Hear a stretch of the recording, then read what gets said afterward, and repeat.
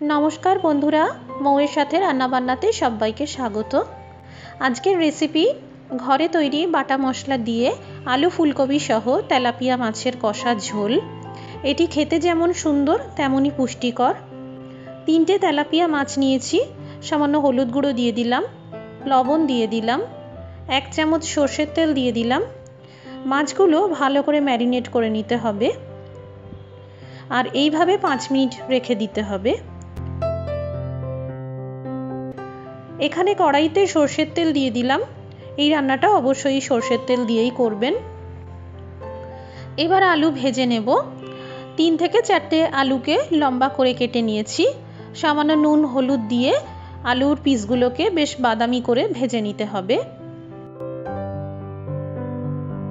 আলুর পিসগুলো ভাজা হয়ে গেছে। এবার ফুলকপির পিসগুলোকেও ওই একই ভাবে ভেজে নিতে হবে। আমি ফুলকপি ভাজার আগে ঈষৎ উষ্ণ জলে ধুয়ে নিয়েছিলাম যাতে ফুলকপির স্মেলটা চলে যায়।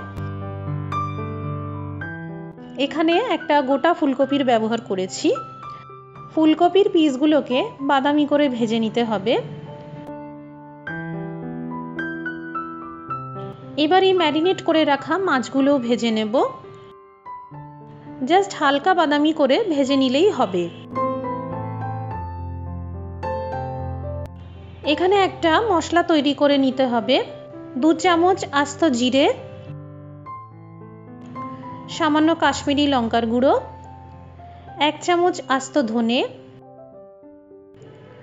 2টো ছোট এলাচ আর একটা শুকনো আস্ত লঙ্কা, সামান্য হলুদ গুঁড়ো আর সামান্য লবণ। ঈষৎ উষ্ণ জলে 5 মিনিট ভিজিয়ে রাখতে হবে আর একটা মিহি পেস্ট তৈরি করে নিতে হবে। এদিকে তেলে সামান্য কালো জিরে ফোড়ন দিয়ে দিলাম। থেতো করা রসুন দিয়ে দিলাম।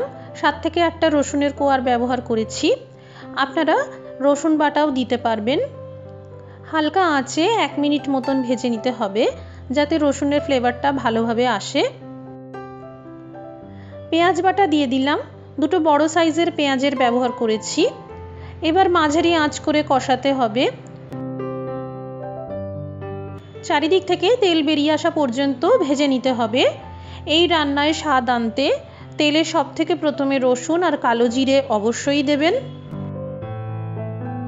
পেঁয়াজ বাটা কষানোর সময় দিয়ে দিলাম আদা বাটা। আবারও ভাজতে থাকবো। এবার এই যে মশলাটা তৈরি করেছিলাম সেই মশলাটা দিয়ে দিলাম আর পাত্রে যতটুকু মশলা লেগে আছে সেটাও জল দিয়ে ধুয়ে দিয়ে দেব। এবার হাই টু মিডিয়াম ফ্লেম রেখে আবারও 2 মিনিট মতন মশলা কষাতে হবে। এই রান্নাটা আপনারা অবশ্যই এই বাটা মশলা দিয়েই করবেন, এতে স্বাদ খুব ভালো হবে। মশলা ভালো করে ভাজা হয়ে গেল। এবার এই ভেজে রাখা আলু আর ফুলকপির পিসগুলো দিয়ে দিলাম। আবারও মশলার সাথে 1 মিনিট মতন কষিয়ে নিতে হবে। আপনি যতটা ঝোল রাখতে চাইছেন সেই অনুসারেই জলের পরিমাণ বাড়াতে বা কমাতে পারেন। আমি এখানে টোটাল 1.5 গ্লাস মতন জলের ব্যবহার করেছি।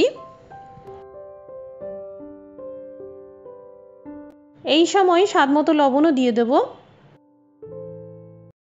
ঝোল ফুটতে শুরু করেছে। এবার মাছের পিসগুলো দিয়ে দেব। কম আঁচ করে ঢেকে 3 মিনিট মতন রান্নাটা করে নিতে হবে। সময় হয়ে গেছে, একবার দেখে নেওয়া যাক।